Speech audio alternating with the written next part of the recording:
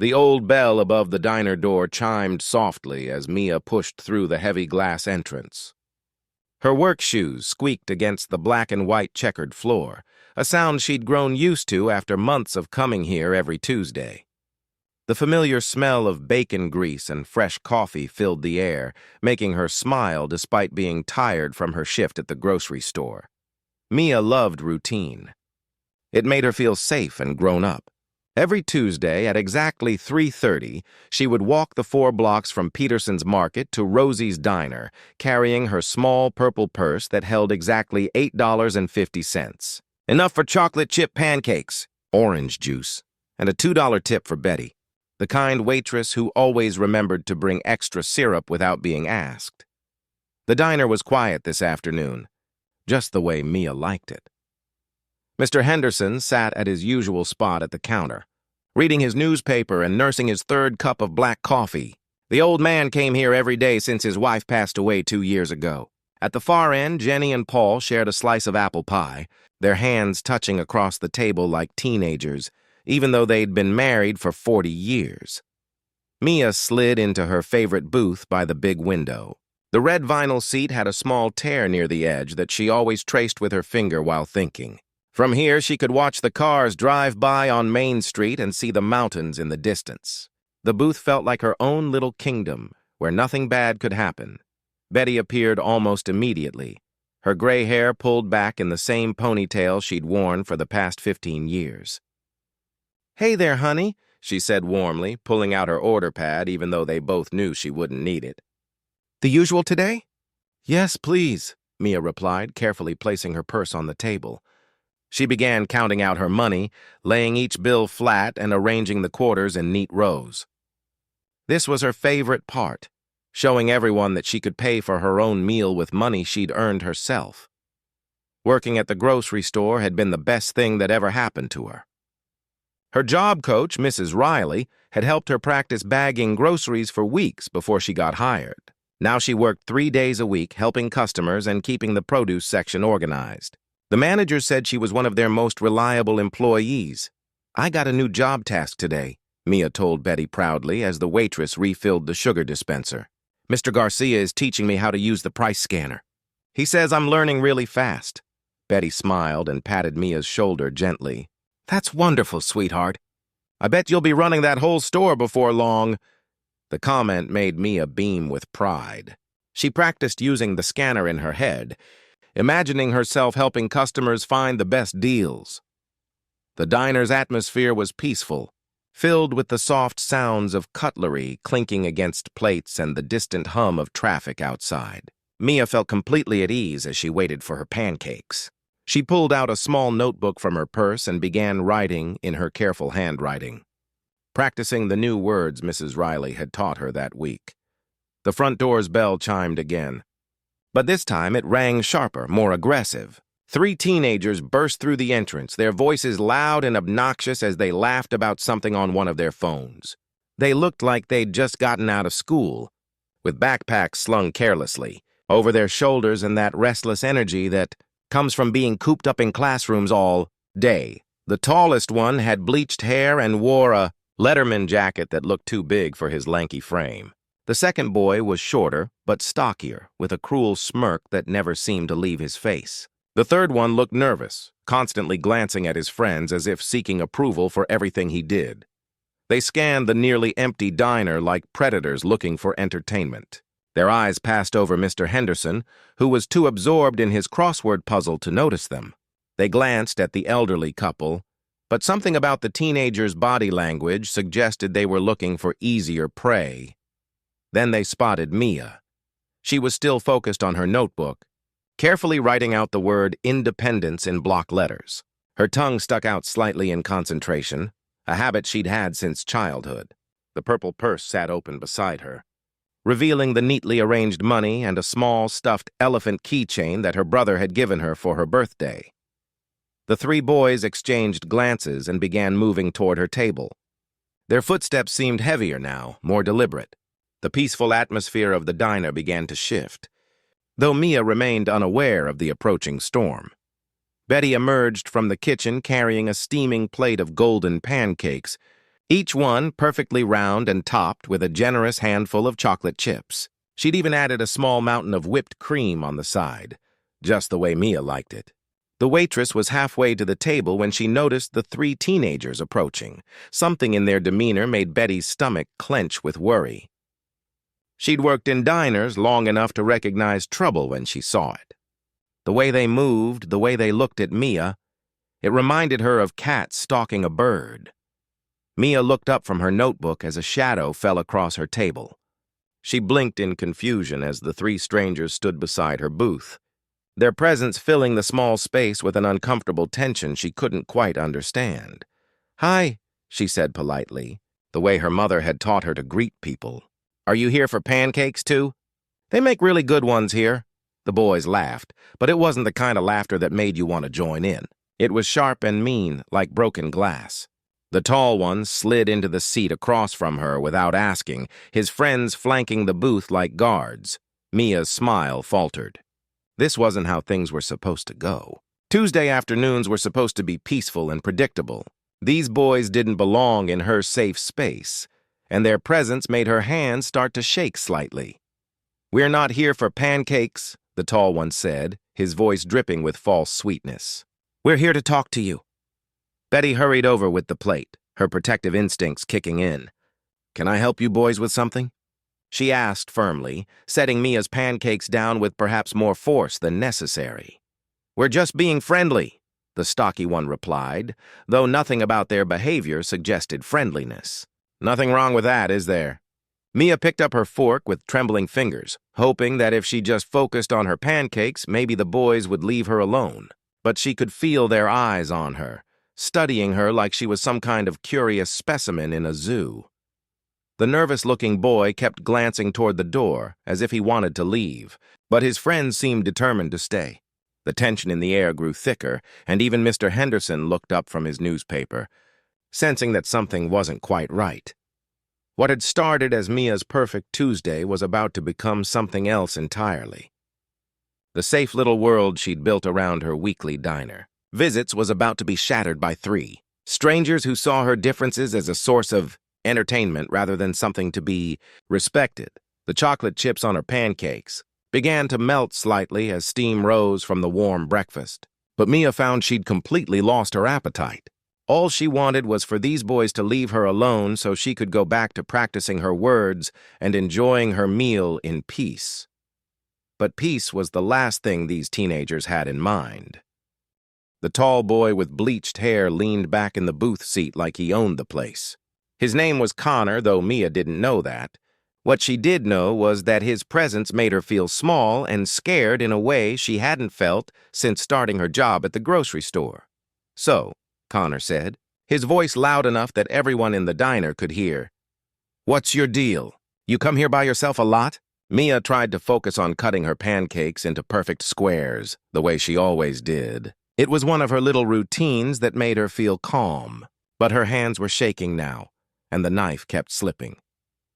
"I come here every Tuesday," she said quietly, hoping that if she answered politely they might leave her alone. "After work," the stocky boy, whose friends called him Brick, snorted with laughter. "Work? You actually have a job?" He said it like it was the most ridiculous thing he'd ever heard. Mia's cheeks turned red. She was proud of her job, proud that she could earn her own money and be independent. "I work at Peterson's Market," she said, her voice getting smaller. "I help customers and organize the vegetables." "No way," the third boy chimed in.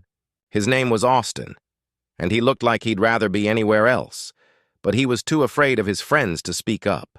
"They actually pay you to do stuff?" The question hit Mia like a slap. Of course they paid her. She worked hard, showed up on time, and did everything her supervisors asked. Mr. Garcia had even said she was one of their best employees. But the way these boys were looking at her made her doubt herself. Betty watched from behind the counter, her jaw clenched tight. She'd seen bullies before, but there was something especially cruel about picking on someone like Mia. The girl was as sweet as they came, never bothered anyone, and always said please and thank you. Betty's protective instincts were screaming at her to do something, but she wasn't sure what. Connor reached across the table and picked up one of Mia's carefully cut pancake squares. "Mind if I try this?" he asked, but he didn't wait for an answer. He popped it in his mouth and chewed dramatically. Tastes like baby food. Perfect for you, I guess." Mia's eyes filled with tears. Those were her pancakes, the ones she'd been looking forward to all day, the ones she'd earned with her own money from her own job. "Please don't," she whispered. "Please don't what?" Brick mocked, copying her quiet voice. "Use your words. Can't you talk like a normal person?"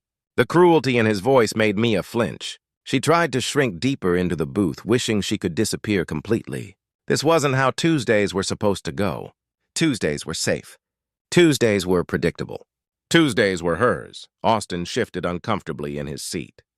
He could see that Mia was genuinely upset, and something about it didn't sit right with him. But Connor and Brick were his friends, and he'd learned long ago that going against them meant becoming their next target. "You know what I think?" Connor continued, his voice getting louder. "I think you're just pretending to be slow so people feel sorry for you. Nobody's really that stupid, right?" The word hit Mia like a physical blow. Stupid. It was the word she feared most, the one that made her feel worthless no matter how hard she tried. Her mother had spent years teaching her that she wasn't stupid, just different. Her job coach had shown her all the things she could do, but this stranger was bringing back every insecurity she'd ever had. "I'm not stupid," she said, tears now flowing freely down her cheeks. "I can read and write and do my job and—" "Prove it," Brick interrupted. He grabbed her notebook from the table and held it up. "What's this? Your diary? Let's see what brilliant thoughts you've been having." Mia reached for the notebook desperately. It contained her practice words, her goals for the week, and little notes about things that made her happy. It was private, personal, hers. "Please give it back," she begged. "That's mine." But Brick held it just out of reach, flipping through the pages with exaggerated interest. "Oh, look, she's practicing spelling independence. That's ironic considering she probably needs help tying her shoes." Connor laughed and reached for Mia's orange juice. "Oops," he said, deliberately knocking it over.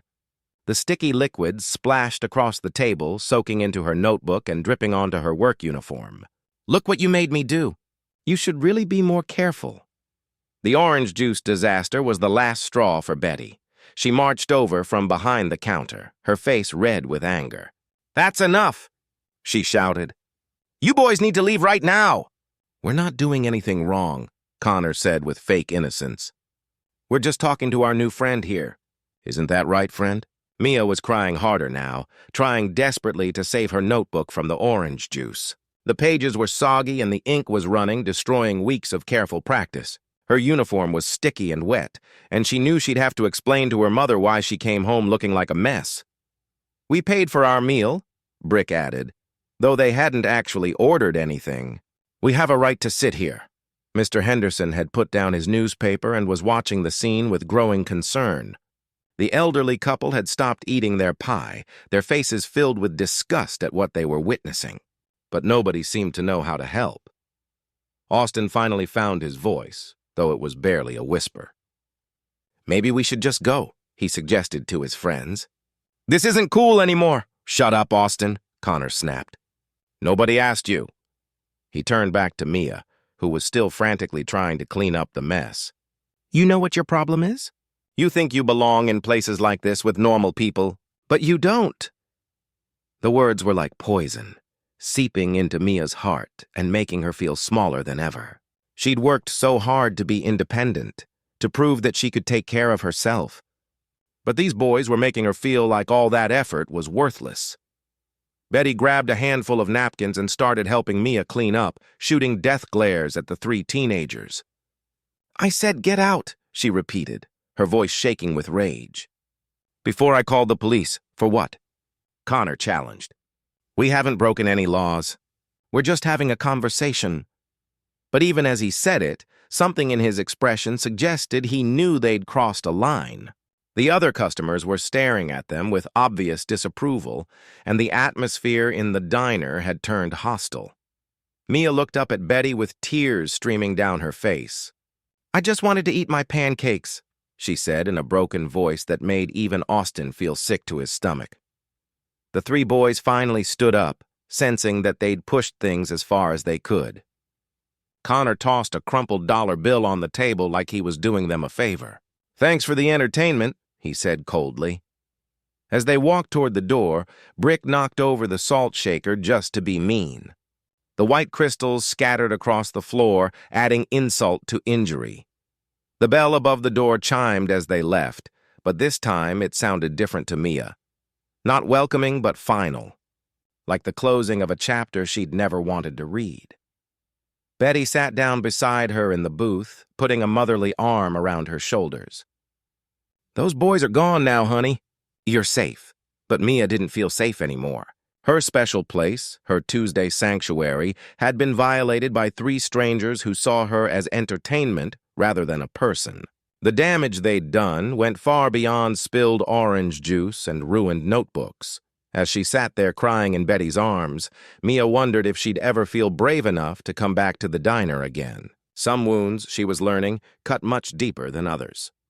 Betty couldn't stop thinking about what had happened.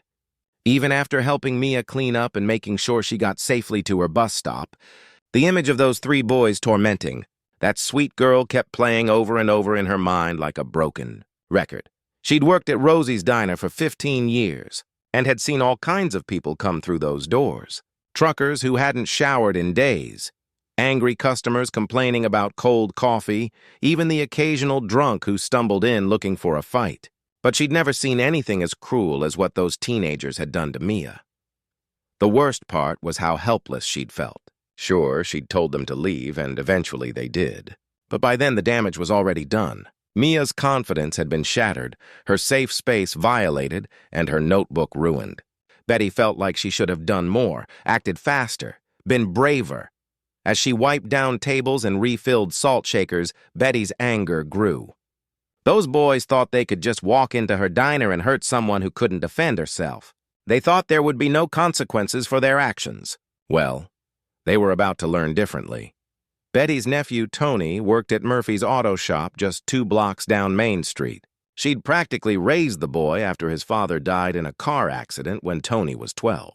Now 28 and built like a linebacker. Tony had always been protective of his family and anyone he considered worthy of protection. More importantly, Tony rode with a group called the Thunder Road MC. They weren't your typical motorcycle club, no drugs, no illegal activities, just a bunch of working-class guys who loved their bikes and looked out for their community. Most of them were veterans, mechanics, and blue-collar workers who believed in old-fashioned values like protecting those who couldn't protect themselves. Betty picked up the phone behind the counter and dialed Tony's number. Her hands were still shaking from anger as she waited for him to answer. "Murphy's Auto, this is Tony," came his familiar voice, though she could hear the sound of power tools in the background. "Tony, it's Aunt Betty. I need to talk to you about something that happened at the diner today." The concern in her voice must have been obvious, because Tony immediately told whoever he was working. With that, he'd be right back. Betty heard a door close and the background noise disappeared.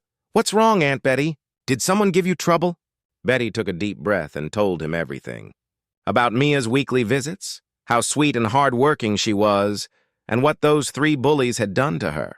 She described the cruelty in their voices, the way they'd mocked Mia's disability, and how they'd deliberately destroyed her notebook and ruined her uniform.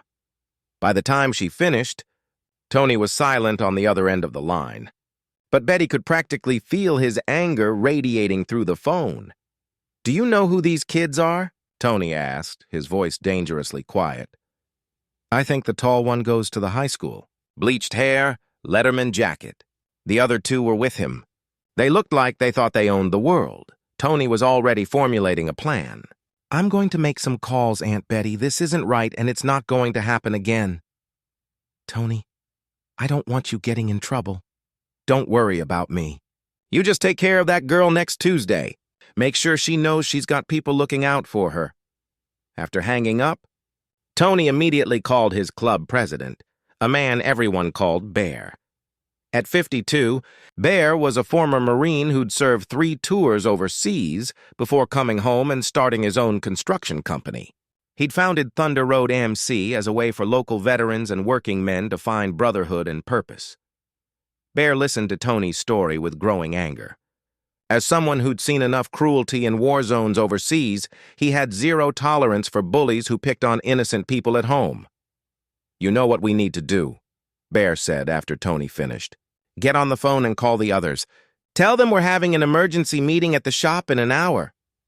Word spread quickly through the tight-knit motorcycle community. Phone calls were made, text messages sent, and within an hour, 15 members of Thunder Road MC had gathered at Murphy's Auto shop. They were joined by friends from 2 other local clubs, the Desert Eagles and the Iron Brotherhood. These weren't the stereotypical motorcycle club members you might see in movies. There was Rodriguez, a high school teacher who rode a pristine Harley Heritage Softail. Johnson, a firefighter who'd saved 3 kids from a burning building just last month. Miller, a nurse who worked double shifts at the county hospital. Williams, a social worker who spent his days helping troubled teens find better paths. They all had one thing in common. They couldn't stand bullies. Bear stood in front of the group, his massive frame casting a shadow over the assembled bikers. "Tony's aunt witnessed something today that made my blood boil," he began, then recounted the story of what had happened to Mia. The room grew quieter as Bear spoke. Several of the men had family members with disabilities. Rodriguez's younger brother had autism. Johnson's daughter had cerebral palsy. They all understood how vulnerable people like Mia could be and how much damage thoughtless cruelty could cause. "Now, we're not going to do anything stupid," Bear continued. "We're not going to hurt anyone or break any laws. But these kids need to understand that actions have consequences. They need to learn that this community protects its own." Williams, the social worker, raised his hand. "I might be able to find out who these kids are. Between the high school and my connections with local families, we should be able to identify them pretty quickly." "Good." Bear nodded. "But we need to be smart about this. We're going to pay them a visit, but we're going to do it right. We're going to show them what real men look like, men who use their strength to protect people, not hurt them." The plan that emerged was simple but effective.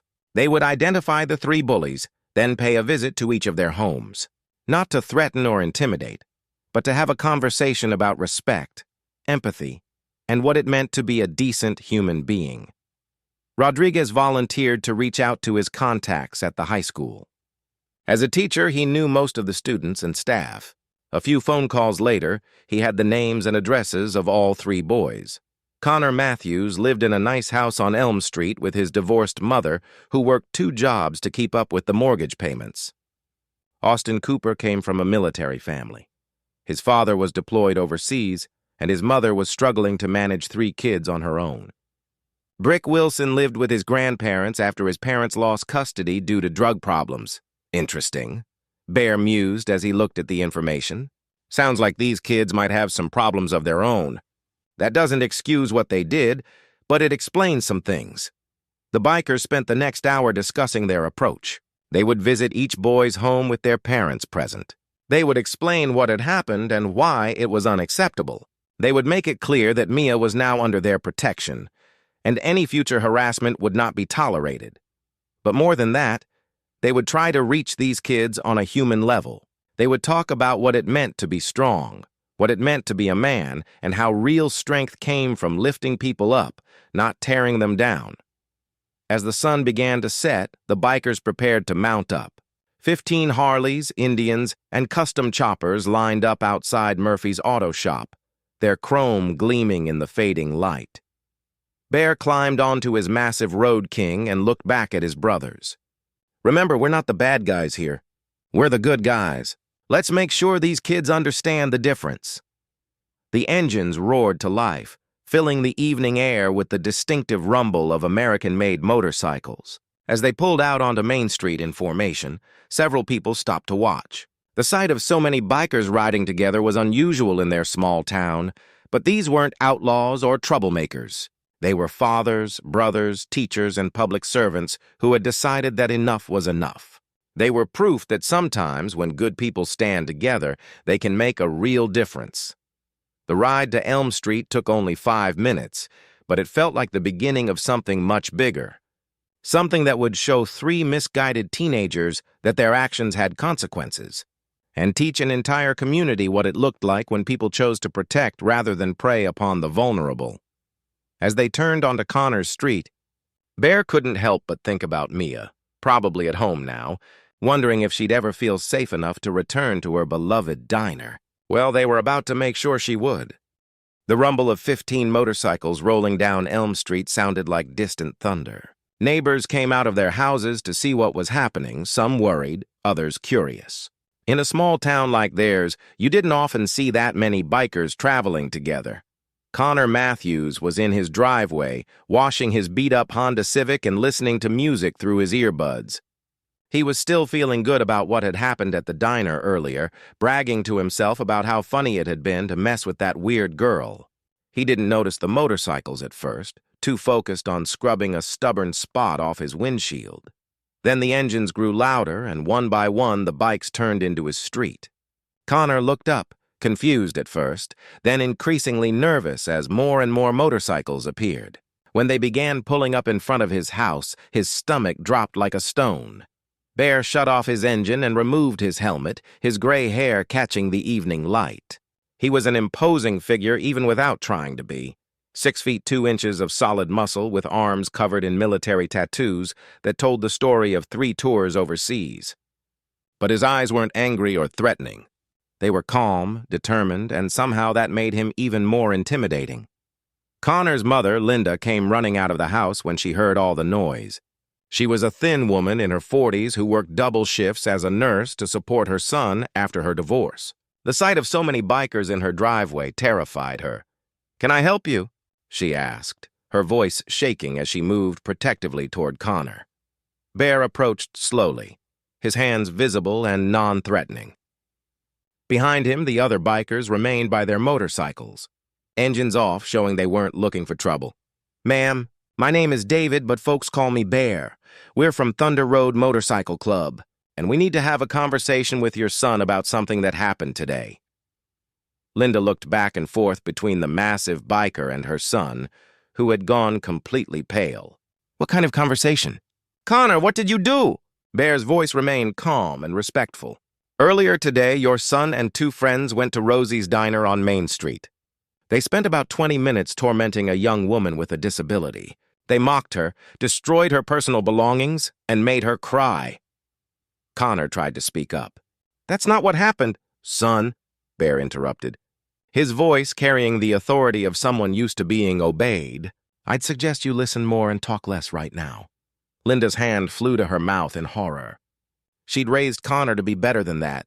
After working in healthcare for 20 years, she'd seen firsthand how much people with disabilities struggled, and the idea that her son could be so cruel made her feel sick. Bear continued his explanation, describing exactly what Betty had witnessed. He spoke calmly but firmly, making sure both Connor and his mother understood the full scope of what had happened. "This young woman, Mia, works hard at her job and minds her own business. She comes to that diner every Tuesday to enjoy a meal she's earned with her own money. Your son decided that her differences made her a target for entertainment." Connor squirmed under Bear's steady gaze. In the daylight of his own driveway, surrounded by these serious men, his actions at the diner seemed less like harmless fun and more like the cruel bullying they actually were. "I want you to understand something, Connor," Bear said, stepping closer. "Real strength isn't about picking on people who can't fight back.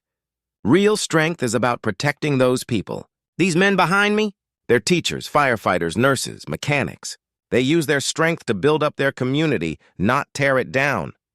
Rodriguez stepped forward, still wearing his teacher clothes from school that day. "Connor, I teach at the high school. I know who you are, and I know you're capable of better than this.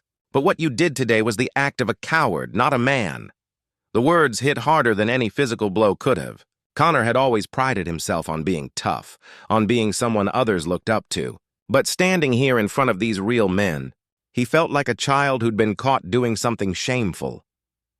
Bear pulled out his phone and showed Connor a picture that Williams, the social worker, had taken from the diner's security camera. It showed Connor knocking over Mia's orange juice while she cowered in the booth. "Look at this picture, son.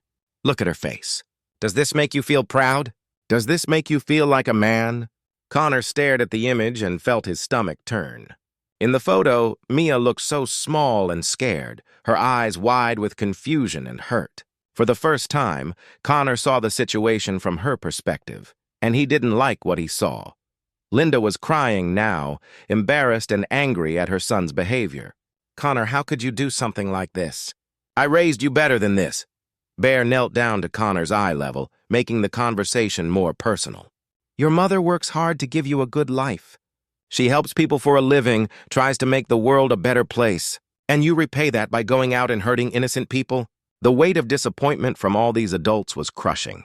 Connor had expected to get in trouble for skipping class or getting bad grades, not for something like this. He'd never thought of himself as a bully before today. Johnson, the firefighter, spoke up from beside his Harley. Kid, I've pulled people out of burning buildings. I've seen real bravery and real cowardice. What you did today? That was pure cowardice. Meanwhile, a similar scene was playing out 2 streets over at Austin Cooper's house. His mother, Janet, was a military wife trying to manage 3 kids while her husband was deployed in Germany. When 8 bikers showed up at her door, she initially thought something had happened to her husband. Austin had tried to hide in his room when he saw the motorcycles, but his mother called him downstairs immediately. He stood there in his sock feet looking like he wanted to disappear into the floor.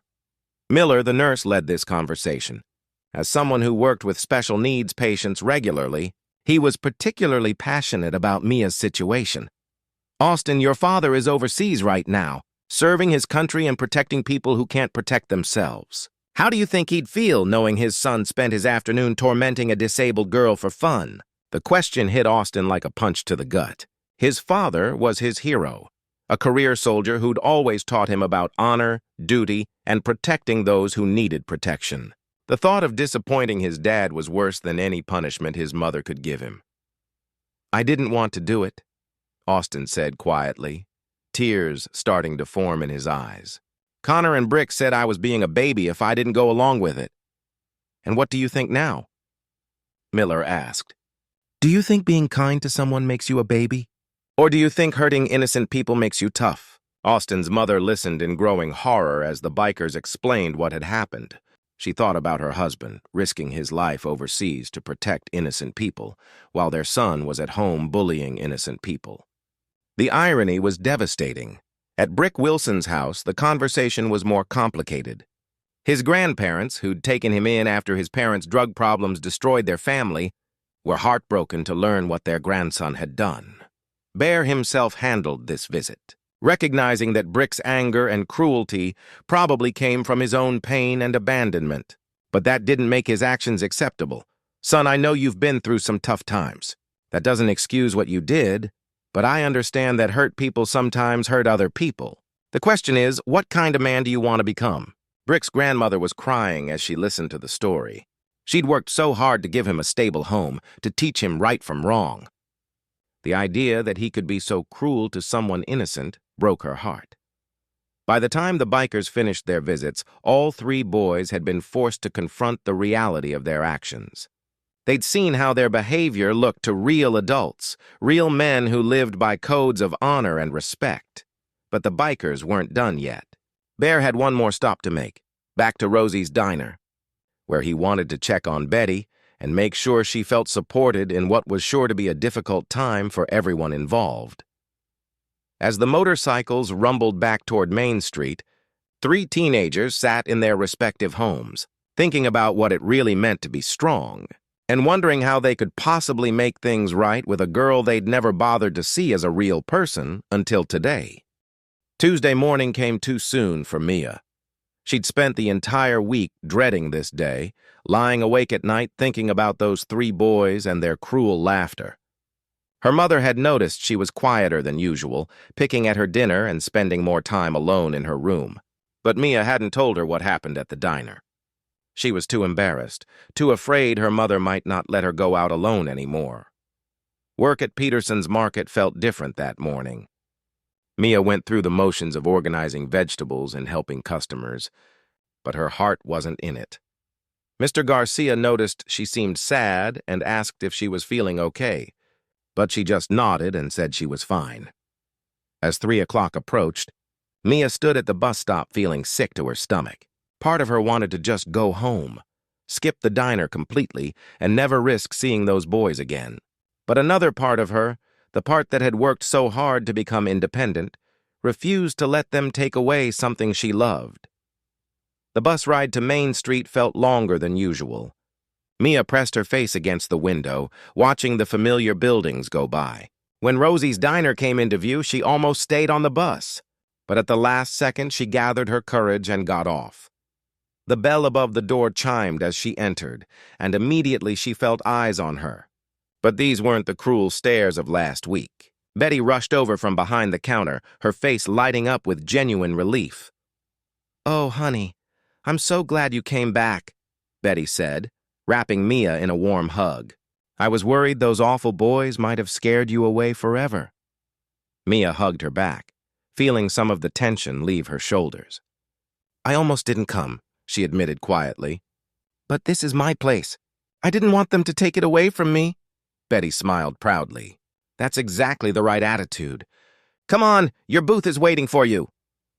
As Mia walked toward her usual spot, she noticed something different. The diner was fuller than usual for a Tuesday afternoon, and all the customers seemed to be, well, much bigger than normal. Men in leather jackets sat at various tables, their motorcycles visible through the windows lining the street outside. Bear looked up from his coffee and smiled warmly at Mia. "You must be the young lady we've heard so much about." "I'm David, but everyone calls me Bear." Mia stopped walking, confused and a little frightened. These men looked intimidating with their leather jackets and tattoos, but their faces were kind. Still, after last week's experience, she was wary of strangers. Betty quickly stepped in to make introductions. "These are good friends of mine, honey. They heard about what happened last week and wanted to make sure you felt safe coming back here." Rodriguez stood up from his table, and Mia recognized him as one of her high school teachers, though she'd graduated from the special education program 2 years ago. "Hi, Mia, remember me? Mr. Rodriguez from school? I heard you're doing great at your job at Peterson's." The familiar face helped Mia relax a little. If Mr. Rodriguez was here, these men must be okay. "Hi, Mr. Rodriguez. Yes, I like working there. Mr. Garcia says I'm very reliable." "I bet you are," Bear said gently. "Mind if we sit with you for a few minutes? We'd like to talk to you about something important." Mia looked to Betty, who nodded encouragingly. "It's okay, sweetheart. These men are here to help." As Mia slid into her usual booth, Bear and Rodriguez sat across from her, while Betty brought over the familiar plate of chocolate chip pancakes and orange juice. The sight of her regular order made Mia smile for the first time all week. "Mia," Bear began carefully, "we know what those boys did to you last week was wrong. Very wrong. And we want you to know that's not going to happen again." Mia looked down at her pancakes. "Are you going to hurt them?" "I don't want anyone to get hurt because of me." The question revealed so much about Mia's character that it made several of the bikers exchange glances. Even after being bullied and humiliated, her first concern was for others' well-being. "No, honey," Bear assured her. "We don't hurt people. We protect people.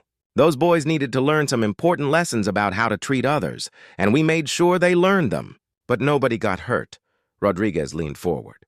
"Mia, those boys came from some troubled situations. That doesn't excuse what they did, but it helps explain it. We think they understand now why their behavior was wrong." As if summoned by the conversation, the diner's bell chimed again. All heads turned to see Connor, Austin, and Brick standing nervously in the doorway. The 3 boys looked completely different from the confident bullies who'd walked in a week ago. Their heads were down, their shoulders slumped, and they appeared genuinely ashamed. Mia's first instinct was to shrink back into her seat, but Bear's calm presence beside her helped her stay put. "It's okay," he said quietly. "They're here for a reason." Connor approached the booth first, his hands shaking slightly. "Mia, I'm Connor. I was here last week. With them." He gestured toward Austin and Brick, who hung back near the door.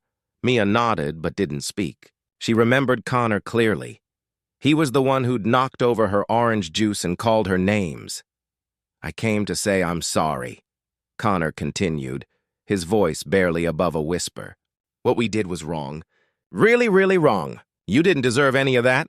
Austin stepped forward next. I'm sorry, too. I should have stopped them. I should have told them to leave you alone. I was a coward. Brick remained by the door, clearly struggling with his emotions. Finally, he walked over, pulling something from his backpack. It was a new notebook, identical to the one they'd ruined with orange juice. I got you this, he said, setting it carefully on the table. I know it doesn't replace the one we messed up with all your writing in it, but I thought maybe you could start fresh. The gesture was simple but meaningful. Mia picked up the notebook and ran her fingers over the smooth cover. Thank you, she said softly. Connor pulled out an envelope. There's money in here. Enough to pay for your meals here for the next month. It's not much, but it's what we could manage between the three of us. Bear watched the exchange with approval. These boys had clearly learned something from their conversations with the motorcycle club members and their families. There's something else, Austin said nervously. We talked to the principal at school. We're going to start a program about treating people with disabilities with respect. We want to make sure what we did to you never happens to anyone else. Mia looked up at the three boys who had made her feel so small and worthless just a week ago. They looked different now, smaller somehow, but also more real. More human. Why did you do it? She asked, the question that had been bothering her all week. Why did you want to hurt me? I never did anything to you. The question hung in the air for a long moment. Finally, Connor answered. Because we were stupid. Because we thought being mean made us tough. Because we didn't think about how you felt. He paused, struggling with the words. We didn't see you as a real person, and that was wrong. Bear nodded approvingly. That's the most honest thing you've said, son. Rodriguez stood up and addressed all three boys. You've taken the first step by apologizing. But real change takes time and effort. I expect to see all three of you living up to these words from now on. As the boys prepared to leave, Brick turned back one more time. Mia, would it be okay if sometimes we said hi when we see you around town? Not to bother you, just to be friendly? Mia considered this carefully. Maybe, she said finally. If you're really different now. After the boys left, the diner felt lighter somehow.